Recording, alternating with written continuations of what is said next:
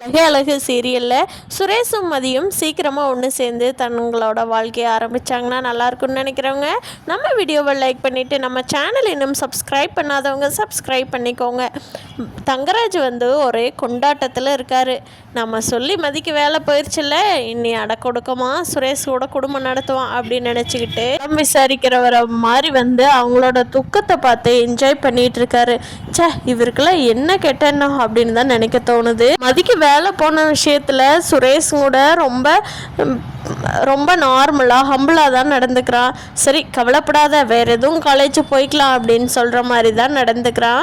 இங்கே தங்கராஜ் ரேவதி எல்லாம் வீட்டில் பேசிட்டு கிளம்புனதுக்கு அப்புறமா சுரேஷ் மதியோட ரூமுக்கு போகிறாங்க. மதி ரூம்குள்ளே உட்காந்து ரொம்ப ஒரு மாதிரி தான் உட்காந்துருக்காங்க கவலையாக. மதி கவலைப்படாத, நான் வேணா எனக்கு தெரிஞ்ச காலேஜ் எங்காவது இருந்தால் ரெஃபர் பண்ணுறேன், அங்கே போய் ட்ரை பண்ணு சரியா, வேலை போயிருச்சேன்னு சொல்லி ரொம்ப வருத்தப்படாத அப்படிங்கிறாங்க.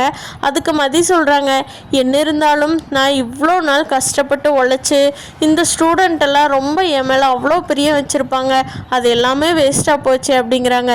சரி அதுக்காக நீ மேனேஜ்மெண்ட்டில் பேசினா நடக்கும்னா நான் பேசுகிறேன், இல்லைனா வேறு காலேஜில் ட்ரை பண்ணலாம் அப்படின்னு சொல்லவும் சரி அப்படின்னு சொல்லி மதி சுரேஷையே பார்க்குறாங்க. சுரேஷும் அமைதியாக ரெண்டு பேரும் கண்ணாலேயே பேசிக்கிறாங்க.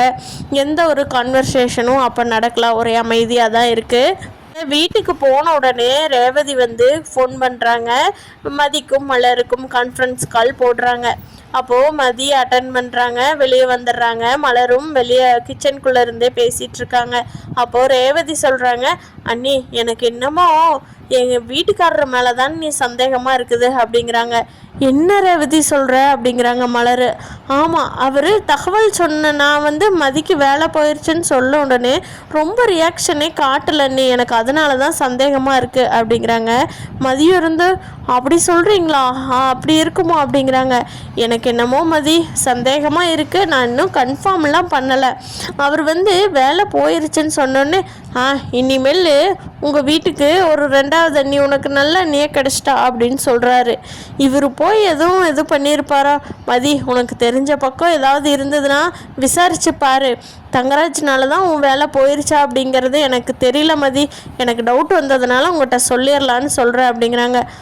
சரி நான் விசாரித்து பார்க்குறேன் மேனேஜ்மெண்ட்டில், எனக்கு தெரிஞ்சவங்க அங்கே எல்லாருமே தெரிஞ்சவங்க தான், எதனால் போச்சு என்னங்கிறத நான் விசாரித்து பார்க்குறேன் அப்படிங்கிறாங்க. ஐயோ என்ன ரேவதி இப்படியெல்லாம் பண்ணியிருப்பாரா அண்ணன் அப்படிங்கிறாரு. அவர் பண்ணாமல் இருந்தால் தான் ஆச்சரியங்க, நீ பண்ணுனா ஆச்சரியம் இல்லை அப்படிங்கிறாங்க ரேவதி. ஓ சரி சரி அண்ணி அவர் வராரு, நான் வச்சிட்றேன் அப்படின்னு சொல்லிட்டு ரேவதி ஃபோனை கட் பண்ணிடுறாங்க. இங்கே மதியும் மலரும் மதி ரூமில் இருந்துட்டு கிச்சனுக்கு போயிடுறாங்க. என்ன மதி இன்னும் தூக்கம் வரலையா அப்படிங்கிறாங்க. எப்படிங்க தூங்குறது, எனக்கு தூக்கமே வராது போல் அப்படிங்கிறாங்க. சுரேஷ் என்ன சொன்னா அப்படிங்கிறாங்க மலர். அவர் வேறு காலேஜ் எதுவும் ட்ரை பண்ணலாம் அப்படின்னு சொல்லி சொல்கிறாங்க அப்படிங்க மலர் கேட்குறாங்க. மதி பாத்தியா, உனக்கு ஒரு கஷ்டம்னா சுரேஷ் எப்படி ஓடி வர்றான்னு, அவனை போய் மோசம்னு சொல்லிட்டு இருந்தியே, உண்மையிலேயே நல்ல பையன் சுரேஷ், அந்த தங்கராஜ் அண்ணன் கூட சேர்ந்தா தான் அப்படி ஆயிடுறா, இன்றைக்கி பார்த்தியல்ல நீ அப்படிங்கிறாங்க மலர். அதுக்கு மதி எந்த ரியாக்ஷனுமே இல்லாமல் அப்படின்னு சொல்லி தலை மட்டும் ஆட்டிகிட்டு இருக்காங்க. அப்போது நம்ம லக்ஷ்மி வர்றாங்க. ரெண்டு பேர்த்துக்கு தூக்கம் வரலையா, இன்னும் பேசிகிட்டு இருக்கீங்க அப்படிங்கிறாங்க. அப்போது மலர் இந்த பாத்திரம்லாம் யாருங்க அத்தை கழுவுறது, நான் தானே கழுவணும், இப்போ கழுவலைன்னா காலையில் கழுவணும், அதான் இப்போவே கழுவிடலான்ட்டு பண்ணிகிட்ருக்கேன் அப்படிங்கிறாங்க. அப்போது மதி திரும்பி பார்க்குறாங்க மலரை. அப்போ லக்ஷ்மி சரி எனக்கு கொஞ்சம் வெந்நீர் வேணும் அப்படிங்கிறாங்க. நீங்கள் போட்டுக்கிறீங்களாங்க அத்தை, இல்லைன்னா மதியை போட்டு கொடுக்க சொல்லட்டுமா, நான் பாத்திரம் கழுவிட்டு இருக்கிறேன் அப்படிங்கிறாங்க. நானே போட்டுக்கிறேன் அப்படின்னு சொல்லிட்டு லக்ஷ்மியே வெந்நீர் வச்சுக்கிட்டு எடுத்துக்கிட்டு போயிடுறாங்க. அப்போது மதி திரும்பி மலரை பார்த்துட்டு அப்படியே ஸ்டன்னாகி நின்றுட்டுருக்காங்க. அப்போது மலர் கேட்குறா, ஏன் மதி என்னை அப்படியே பார்த்துட்ருக்குற அப்படின்னு. எப்போ இருந்தங்க இப்படியெல்லாம் பேச ஆரம்பிச்சிங்க, பரவாயில்லையே, இந்தோ அத்தை வந்துடுறேன், இந்தோ வச்சு தர்றேங்க அத்தை அப்படின்னு ஓடுவீங்க, பரவாயில்லையேங்கக்கா நல்ல மாற்றமாக இருக்கே அப்படிங்கிறாங்க. ஆமாம் மதி, எல்லாமே சொன்ன அந்த ஒத்த வார்த்தையினால தான் வந்திருக்கு அப்படிங்கிறாங்க. அக்கா அப்படிங்கிறாங்க மதி. இல்லை மதி, நான் உன்னை வந்து தப்பெல்லாம் சொல்லலை. அதுக்கு பின்னாடி தான் நானே என்னை எவ்வளோ தூரம் இருக்கேன்னு நானே கொஞ்சம் கொஞ்சமாக மாற்ற ட்ரை பண்ணிகிட்ருக்கேன் மதி. அதனால் நீ கவலைப்படாத, நான் உண்மையிலேயே அதை சந்தோஷமாக எடுத்துக்கிட்டேன் அப்படிங்கிறாங்க. சரிங்கக்கா, நானும் பாத்திரம் கழுவட்டுமா அப்படிங்கிறாங்க மதி. வேண்டாம் மதி, நீ இப்போ உனக்கு காஃபிக்கு இது வேணா வச்சு தர்றேன், குடிச்சிட்டு போய் தூங்குறியா அப்படிங்கிறாங்க. இல்லைங்கக்கா, எதுவும் வேண்டாம் அப்படின்னு சொல்லிட்டு மதி ரூமுக்கு போயிடுறாங்க. பாவம், எவ்வளோ சந்தோஷமாக வேலைக்கு போயிட்டு இருந்த பொண்ணு இப்படி ஆயிட்டாலே வீட்டில் இருந்து அப்படின்னு சொல்லி மலர் ரொம்ப வருத்தப்பட்டுட்ருக்காங்க. நம்ம தான் இந்த வீட்டை விட்டு வெளியே போக முடியல, அவளாவது ஜாலியாக இருக்கட்டும்னு நினச்சேன். இது யார் என்ன பண்ணினாங்களோ, சரி பார்ப்போம் என்னங்கிறத அப்படின்னு நினச்சிட்டு மலர் பாத்திரம் கழுவிட்டு வீட்டுக்குள்ளே போகிறாங்க. அப்போ பாக்யராஜ் கிட்ட சொல்கிறாங்க, என்ன பாக்யராஜ் இன்னும் தூங்கலையா அப்படிங்கிறாங்க. எங்க நீ இன்னும் வரலையே மேடம், குழந்த பாப்பா தூங்கிட்டா, சரி மேடம் வரட்டுன்னு வெயிட் பண்ணிகிட்ருக்குற அப்படிங்கிறாங்க. ஓஹோ, நாங்கள்லாம் தான் பிடிக்காது உங்களுக்கு, உங்கள் அம்மா தங்கச்சி அவங்கெல்லாம் தான் ரொம்ப பிடிக்குமே, அம்மா பையனாச்சு நீங்கள் எனக்கு எதுக்கு வெயிட் பண்ணுறீங்க, உங்கள் அம்மாலாம் தூங்கிட்டாங்க பாக்யராஜ் அப்படிங்கிறாங்க மலர்.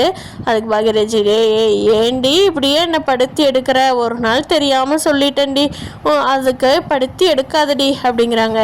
இல்லை பாக்யராஜ், மனசில் இருக்கிறது தானே வார்த்தையாக வரும், அதுதானே உங்கள் வாயிலிருந்து வந்துச்சு, நான் எதுவும் சொல்லலையே புதுசாக அப்படிங்கிறாங்க. மலரு அதையே சொல்லி காட்டாதடி, அமைதியாக ரெடி அப்படிங்கிறாங்க. அப்புறமா பாக்யராஜ் கேட்குறாங்க, பாவம் இல்லை அந்த பொண்ணு வேலை போய் ரொம்ப கஷ்டப்படுது அப்படிங்கிறாங்க. மலர் இருந்துட்டு, பாக்யராஜ் எனக்கு ஒரு டவுட்டு, இதில் தங்கராஜ் அண்ணா எதுவும் வேலை பார்த்துருப்பாரோ அப்படின்னு ரேவதியே சொல்கிறா அப்படிங்கிறாங்க. இருந்தாலும் இருக்கு மலர், அவருக்கு அந்த காலேஜிலலாம் நல்ல பழக்கம் இருக்குது.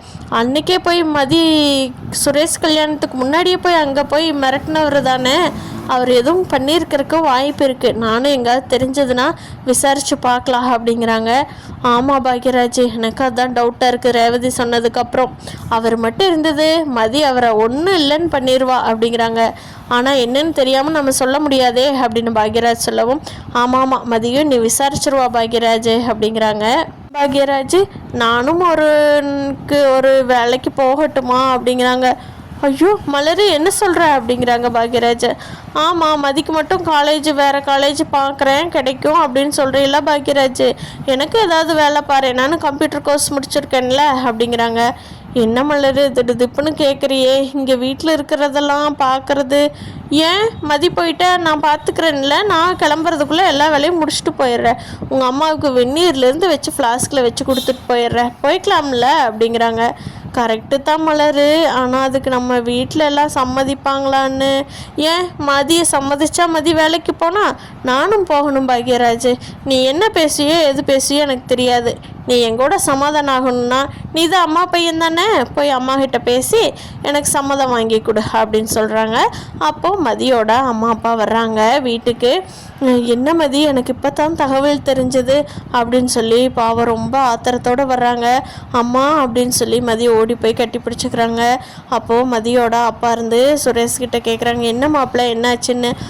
தெரியலைங்க மாமா, உட்காருங்க வாங்க உட்காருங்க, ஆனால் மதிக்கு எப்படி வேலை போச்சுன்னு நானும் விசாரிக்கிறேன், வேறு காலேஜ் எங்காவது கிடைச்சாலும் ஜாயின் பண்ணிக்கலான்னு மதிக்கிட்ட சொல்லியிருக்கேன் அப்படிங்கிறாங்க. அப்போது சரிங்க மாப்பிள்ள, கொஞ்சம் ஆறுதலாக இருங்க அவளுக்கு அப்படின்னு சொல்லி மதியோட அம்மா அப்பாவும் சுரேஷ்கிட்ட சொல்கிறாங்க. சரி மாமா, நான் பார்த்துக்கிறேன் அப்படிங்கிறாங்க சுரேஷ். அப்புறம் மதியோட வாழ்க்கை நல்லாயிருக்குன்னு சொல்லி மதியோட அம்மாவும் அப்பாவும் வீட்டுக்கு போகிறாங்க. இப்படி தான் நடக்க போகுதுன்னு நான் நினைக்கிறேன் ஃப்ரெண்ட்ஸ். நீங்கள் என்ன நினைக்கிறீங்கன்னு கீழே கமெண்ட் பண்ணுங்கள். தேங்க்யூ.